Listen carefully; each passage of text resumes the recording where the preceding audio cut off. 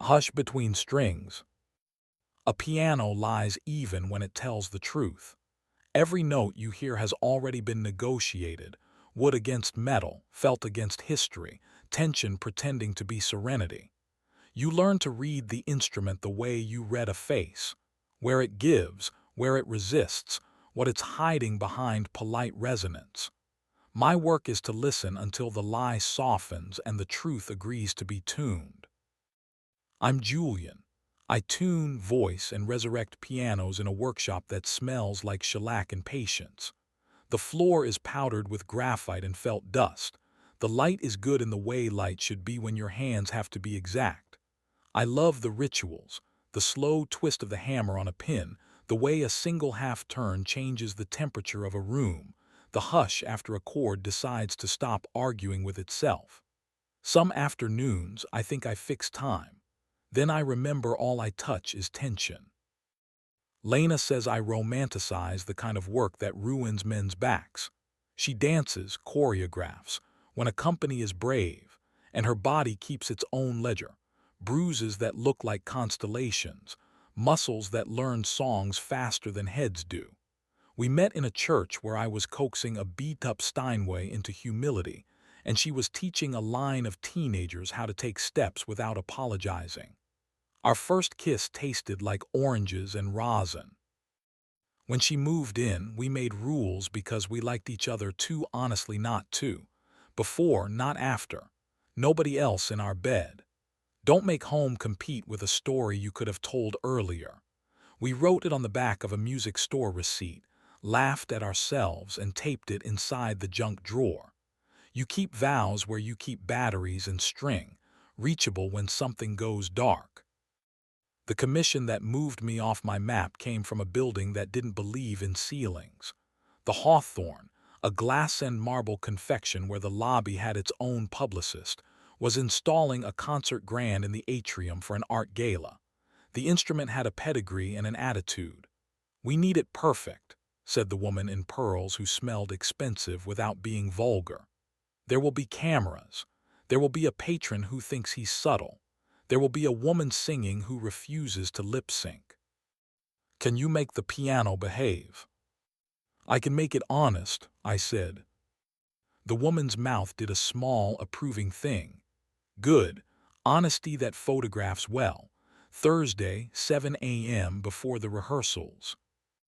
I arrived before the lobby's echoes had learned their names.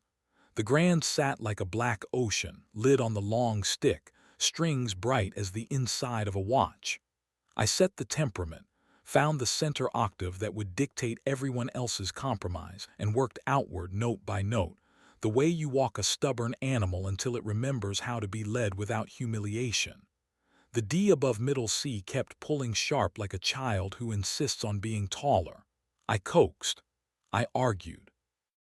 I needled two hammers that had become too proud.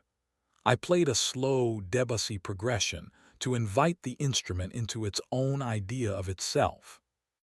"Don't stop," a voice said, low and precise. A ribbon dropped on my shoulder. She stood beside the piano with a paper cup and eyes that didn't go with a room this public. If sound could lean, hers leaned against you without permission. She wore a silk blouse the color of an apology I would forgive. The ring on her hand was the size of an opinion. "Play that again," she said, softer. "I'm better with a wrench than with hands on show," I said. "But it's a pretty chord. I can be persuaded." She smiled without showing teeth. "Everyone in this building can be persuaded. I prefer the ones who admit it." She set down her cup, stepped closer, and put her fingers, pianist's hands, strong and articulate, on the keys exactly where mine had been. When she played, the lobby changed shape. Echoes became listeners. "Seraphine Vale," she said, without looking up. "Syrah, I'm the woman who refuses to lip sync." "Julian," I said, "I'm the man the piano refuses to ignore." She tried an arpeggio and flicked her glance toward the ceiling. "It's bright in here." "It's honest," I said again, which in my trade is a synonym for unforgiving. "Honesty is cruel before it's kind. I can soften the attack, voice some hammers, change how the felt releases, but then it's a different piano. Sierra took that in, then nodded. No, let it be severe. I'll come to it. She slid onto the bench so easily you understood her body had learned long ago where to sit when it needed to be listened to. She sang, just a line, nothing grand, a phrase you could hide in your pocket for later, and my arms turned to static. The sound came from a place that had rewritten its lease and decided not to pay. I pretended to measure string pressure while she practiced rebellion without announcing it. The patron with subtlety issues arrived about an hour later. You've seen men like him in doorways. The watch that pretends not to make a scene, the suit that fit before breakfast, charm rolled thin and used as currency. Adrian Vale, he said to me like it was a brand. To Sierra he said, lighter, "You're early, love. Are we performing effort today?" Practice is surveillance for people who think discipline happens by accident, she said, not unkindly. He laughed a little too loudly and kissed her cheek like he was buying a building. And then there were handlers, and a publicist with worry disguised as eyeliner, and a sound engineer who wanted to put a mic inside the instrument as if a grand piano were a patient whose heart he distrusted. I tuned around them. I know how to be furniture when men think they're architecture.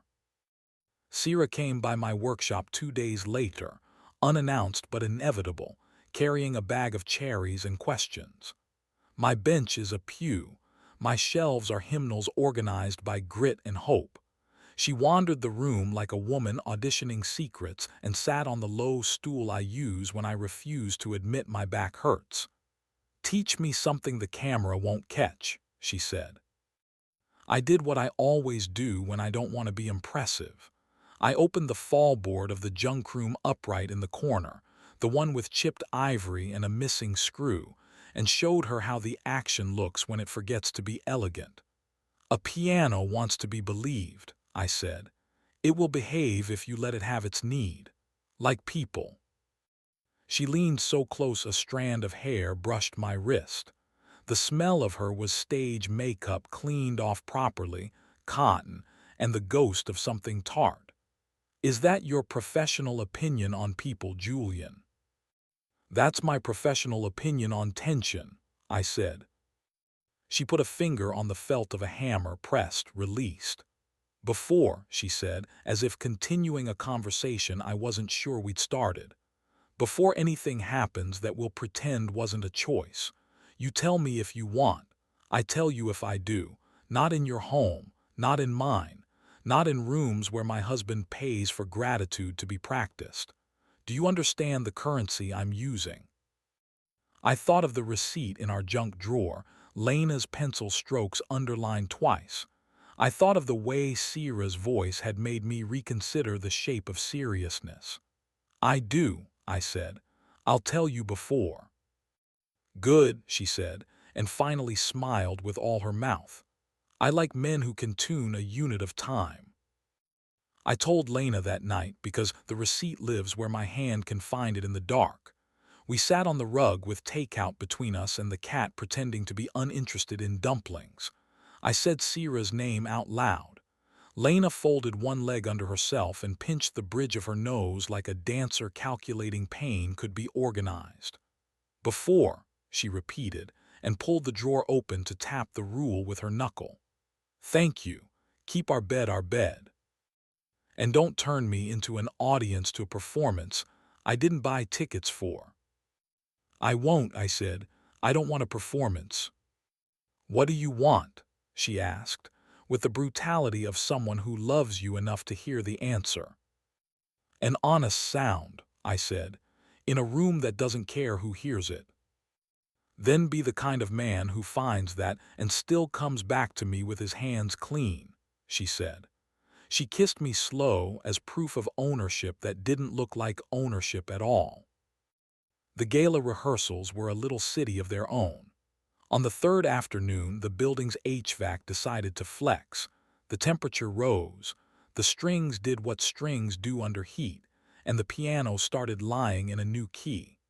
I tuned around the puddles, cleared the bass where the wire's growl swallowed gentler intentions, and needled 3 treble hammers to stop their glassy gossip.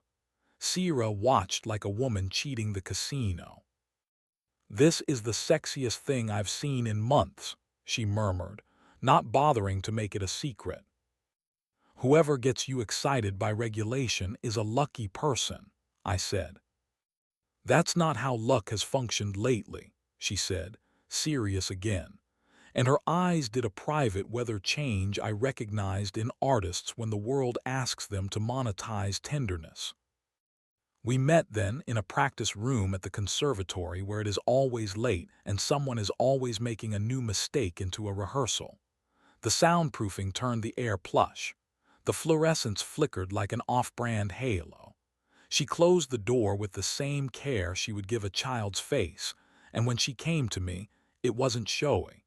We kissed like two people who had read the same manual and ignored its punctuation. Her mouth was clean, sure. I pressed my palms to the small of her back and felt the way she rose onto her toes, the exact moment the body gives itself permission. We didn't come apart until laughter, hours, surprised, made space in the room for a second decision. We made it together. "Later," she said, forehead to mine, breath a little ragged. "Somewhere you don't have to tune the ceiling first." A motel near the river knows anonymity is a virtue. We left no souvenirs and brought no apologies. I won't diagram us. My hands learned the geography of her shoulder, the hollows that remember childhood, the slow, grateful tightening of a body that has been looked at too often and seen too little. She was generous and exacting. I was careful and hungry. We made a quiet spectacle of restraint until restraint became unnecessary. After, we lay on a bedspread that had seen worse and talked like honest thieves.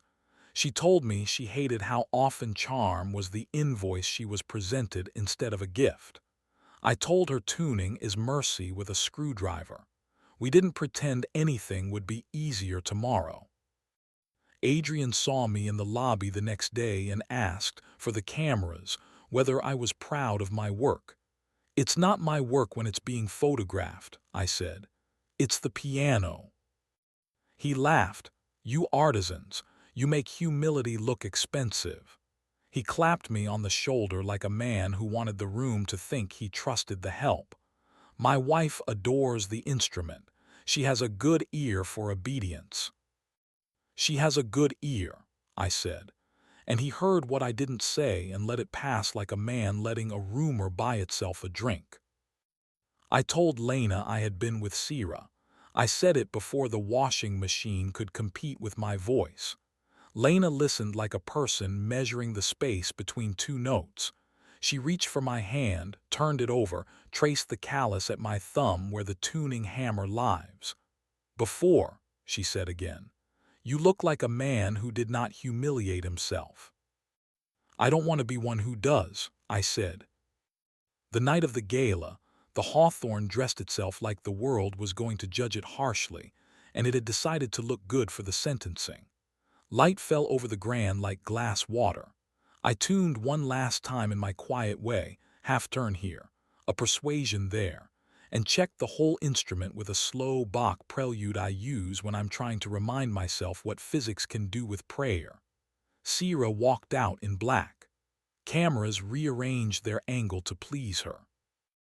She saw me and didn't break stride, but the corner of her mouth confessed. She sang the first song like a confession she planned to deny later. The second was a standard about wanting and weather. A donor cried into his own collar. Adrian did that lazy clap rich men master so they don't bruise their own hands. The third song started with the D above middle C that liked to misbehave. It behaved. The whole room behaved. For 3 minutes, honesty was the only expensive thing that felt correctly priced. After the elevators and flattery closed around Sierra like an evening gown, I went home. In our kitchen, the receipt rustled when we opened the drawer for the bottle opener. We ate leftover noodles standing up. Lena touched my jaw with 2 fingers and then my throat and said, "You're impossibly sincere." "I'm learning to be," I said. I saw Sierra twice more in places where the furniture had no opinions. We were kind and specific and left the room better than we found it. On the second of those nights, with her hair damp from a shower that smelled like hotel soap trying to be bergamot, she lay with her head on my chest and said, "I am going to leave. Not you, the house, the handsome cage. I am going to live somewhere with bad light and good neighbors. I will fail at pretending my life requires marble." "You want company?" I asked. It wasn't a proposal, it was a check for understanding. "No," she said, and kissed my sternum like I'd asked for luck. "I want you to keep doing what you do to air and wood. I want to know you are somewhere in this city making noise make sense." She left the Hawthorne a week after the press stopped being fed. Efficiencies were cut in the lobby. The piano learned a new duty, to be played occasionally by children with sticky fingers, as if it were a dog who had learned 3 tricks and loved all of them. Adrian hired somebody else to maintain it, someone who believed in apps and never carried graphite under his nails. I watched from the sidewalk once in the reflection and felt both pride and relief exist in the same breath. I still have Sierra's number. We don't use it. I still tune the church pianos and the conservatory uprights and the instrument in a woman's living room that holds the exact chord she needs to play to forgive herself for Tuesday. In our apartment, Lena keeps making dances that are smarter than the music that funds them. At night, we leave the windows open in a season that admits it will end. We make coffee the way poor people and kings both like it, strong and hot and shared. Sometimes she presses her ear to my chest while we lie there and she says, "Your heart sounds like an A that refuses to be bullied into 440. And I answer, "I'll pull it where it needs to be, gently."